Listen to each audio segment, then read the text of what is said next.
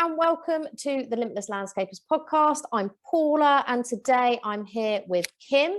She runs an accountancy firm, which sounds very boring, but it is all tailored towards helping landscapers and horticultural businesses in the industry. So I think you'll find this a very interesting episode. So let's get over to the show.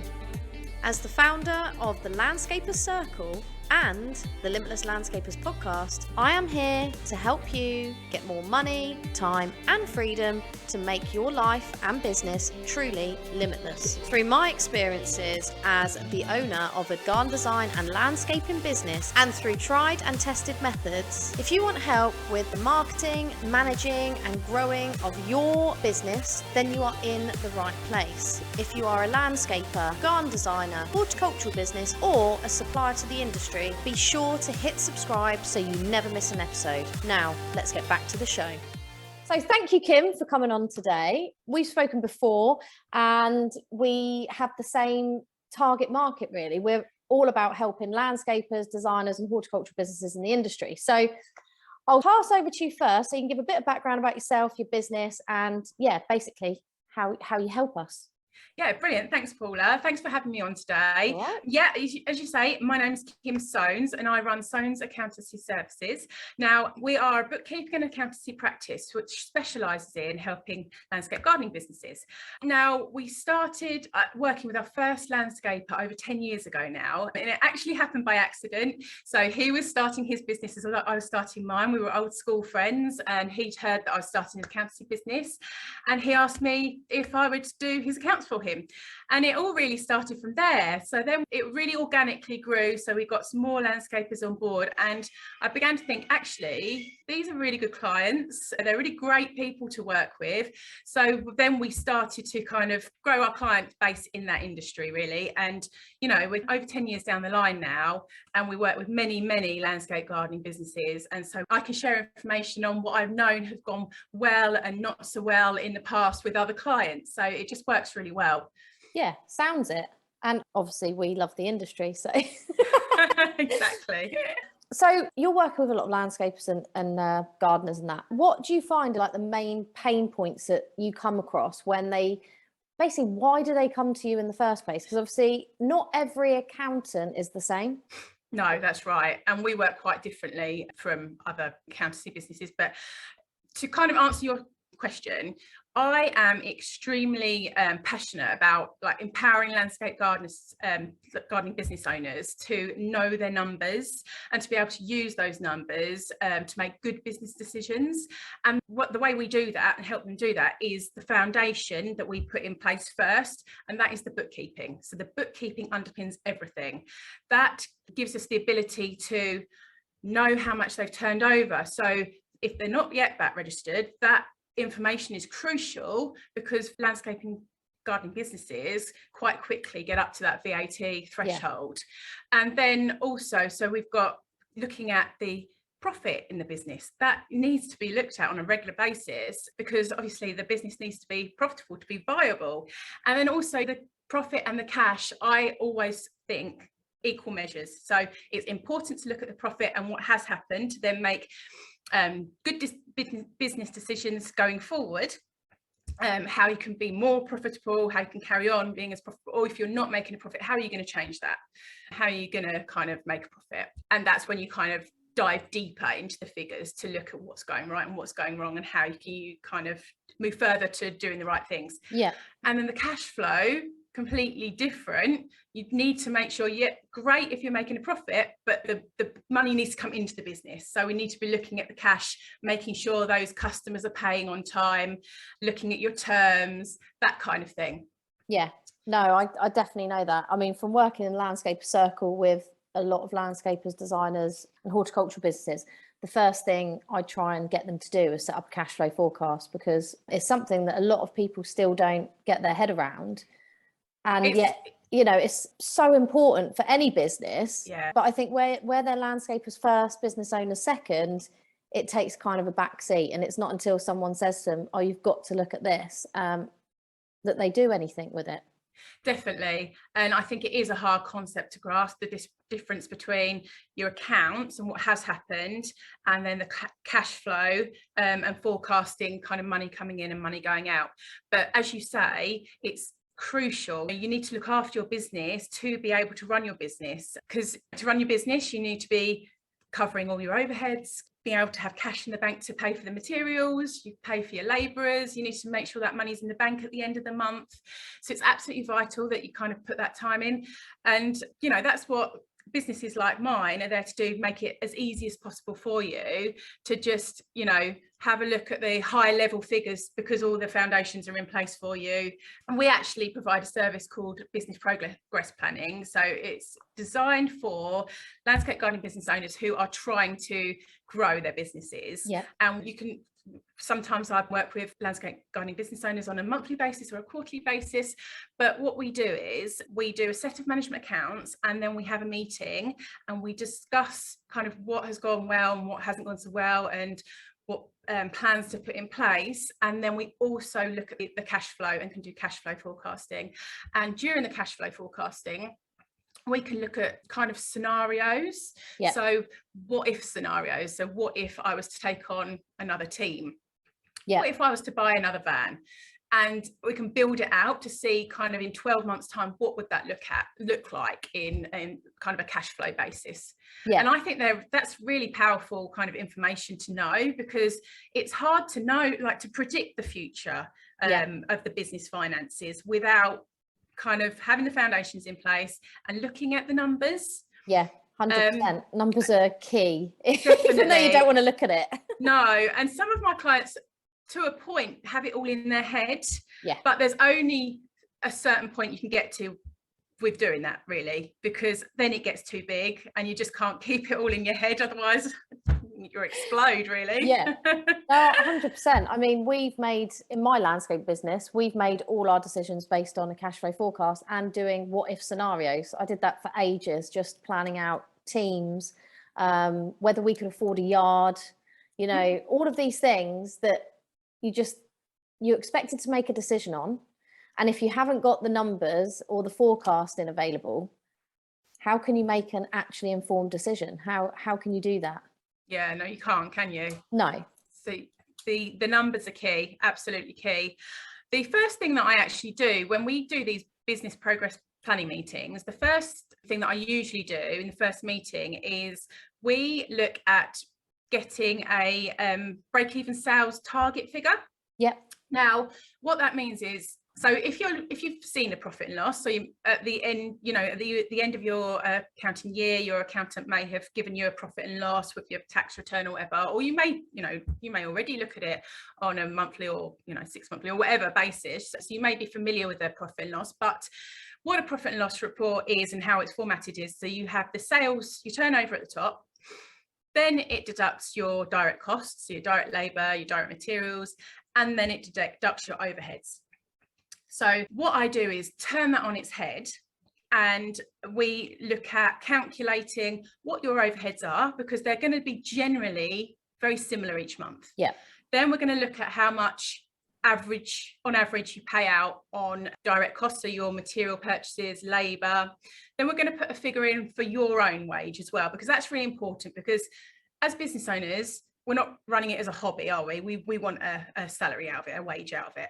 And then when you add up all those items, they're the costs to run your business, and that then becomes your sales target to break even.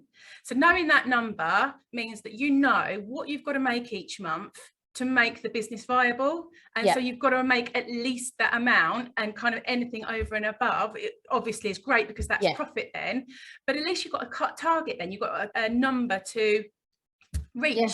So I am actually in a couple of weeks time doing a webinar to talk about this, and to go into a bit more of a deep dive into how you do that. So if you'd like to join the webinar, go for it. When is it on? It's on Wednesday, 30th of March. Cool. And to join, if you go over to Instagram, so my Instagram handle is Sones Accounts, and Sones is spelled SONES, accounts, or one word. There'll be tons of information on it on the run up. Cool. So you'll be able to sign up. Cool. I'll put your Instagram handle and everything in the Perfect. show notes anyway, so people can get in touch and go to that webinar, because it sounds like a really good place to start for anyone who's thinking about their numbers and know they have to do something about it, but they probably haven't got round to it, or they were too busy. I mean, we're all crazy busy at the moment. Absolutely. So it'd be well worth attending the webinar just to see what it all means to start them off, really. Yeah, no, absolutely. And as you said earlier about accountants and bookkeepers working in different ways, we have come up with a kind of systemized approach to the bookkeeping, because we want to make it as painless as possible, really, for landscape gardening businesses. So for our own clients, give them an app called Dex. I don't know if you've heard of it. Oh, yeah. They get an app on their phone where they can take pictures and upload their receipts, and then they get an email where they can forward in kind of invoices that come into their inbox. And really getting in the habit of doing that it just makes it very much less kind of painful. No longer do you have to kind of keep bags of receipts and pass them on. It's literally snap and chuck away. And then we could do the bookkeeping from there. And then we use a system called Xero, which you've probably heard of, because I think a lot of people use it these days. And the bookkeeping is done on Xero, and that's where then they can go in. If they're inclined to do so, they can look at their own management information in there. You know, some of my clients do that. And then obviously for other clients that aren't that way inclined, they like a bit more of a kind of meeting to talk about those numbers, then we can provide that as well. But I just think that whoever you choose to work with regards to bookkeeping and accountancy, whether you've got somebody to do it at home or you've got a friend that's a bookkeeper, just get it done. Just don't bury your head in the sand and let it all build up. As soon as you can get that, you know, the system running, then I just think it helps you sleep at night knowing your figures, really. Yeah, 100%. You can't grow a business if you don't look at your figures. That's the key. And so many people focus on turnover. And someone once said, turnover is vanity, profit is sanity. And it's so true. But so many people just ask, what's your turnover? What's your turnover? Well, does it really matter? You could have a massive turnover and still be not running in a profit if you don't know that. That's right. Yeah, that is exactly right. And I think it's thinking about having a strategy around the numbers. So yes, you want to grow your business and grow the turnover, but you do want to make a profit. Now, initially, if you are wanting to grow your business, you might be reinvesting money into the business, so the profit might be low. However, as long as it's a strategic approach, because eventually this reinvestment is going to help you make more money and make more profit. It's the profit that's key. Now, you might not 100%. Be making it at the moment, but is that because you're strategically putting money back into the business to help it grow to then eventually make more money? So no, definitely it's looking at the figures, making kind of strategic business decisions for your company moving forward. That's it's really definitely key. A way forward. And so many people don't even have accountants or bookkeepers, and they try and do it all themselves. And I think that's one thing I outsourced straight away, because I was like, I don't want to deal with it. No, I think that we all run business. We run businesses as well as our clients. So we know what it's like. And from my point of view, I will outsource everything that I can that's not within my not what I want to do. Scope of genius. Yeah, exactly. Yeah, that's a great way of putting it. I completely agree. So even to the point that we've now got a cleaner at home, because next on my list, by the way. Yeah. Oh, really? Me and my husband both work full time, long hours, and we were spending Saturday mornings cleaning, and I was just like, oh, really? And actually, sometimes on a Saturday I do work as well, because we're all busy. So actually, let's outsource this, because I'd rather work a Saturday morning than clean my house on a Saturday morning. I'd rather work that Saturday, get the money to pay the cleaner. 100%. I was taught a long time ago during my business journey in basically the value of time. So some people, you've got to work out, should you be doing the £10 jobs, or should you be doing the £200 an hour jobs? Do you get what I mean? So you building your business, work on your business, that's like a £200 an hour job. Whereas cleaning is a £10 an hour job that you could actually outsource, and you could earn that extra cash quite quickly. And I think some people don't get that. They're still stuck in this, well, I've got to do everything, I don't want to delegate it. It could be some people struggle with giving up control, and that's fine. But I think it is working out what are you worth, because if you are like still doing the £10 an hour jobs, what a waste of your time. If you're in your zone of genius, you can create much more money and much more abundance in your life. Absolutely, absolutely. And that's when I'm talking about a strategic approach to kind of looking at your numbers and your business. That all comes into it, doesn't it? Yeah. Where are you making the most money, and are you pricing right for, the jobs that you want to get? And if you are finding the clients are kind of arguing over fees, well, are they the right clients? Are you looking in the right places for your clients? So yeah, it's definitely something to take a step back and look at the business as a whole, and look at where you want to be working, where it's making you the most money, and then where you can bring resources in to help you, run your business and make it more successful, really. Yeah, and that all links back to the cash flow, because obviously then they can make decisions on outsourcing and whether they can afford it, because you know that in the cash flow forecast and the figures that you've already put time and energy into. So yeah, I think I don't love figures. You probably love figures. I don't love figures, but I love them because of the information they give you. I love the fact that they can give you that empowerment to do things, make decisions, grow a business, like you say, making strategic decisions based on facts. A lot of people do still say, well, I think I get about 10 grand a month in, or I think I make 30% profit. I think this, and everything's a thought rather than actually sat down going through the figures.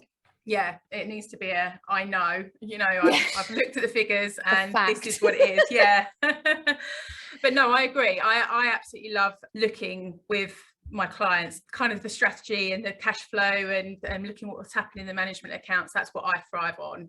So that's what I love to do. We've got a team here, so I've got a team around me that helps with the kind of day-to-day management of the bookkeeping and bits around the kind of VAT, helping me kind of prepare those. But yeah, so it's looking at what you do that kind of lights you up. What do you love to do? What do you want to, jump out of bed in the morning and go to work and not have that horrible Sunday night feeling, oh, I've got to get up again. Yeah. And I think as business owners, we can choose that, we can structure our businesses around what we want to do, and then bring people in to do the other bits that are necessary in the business to help us do what we want to do in that business.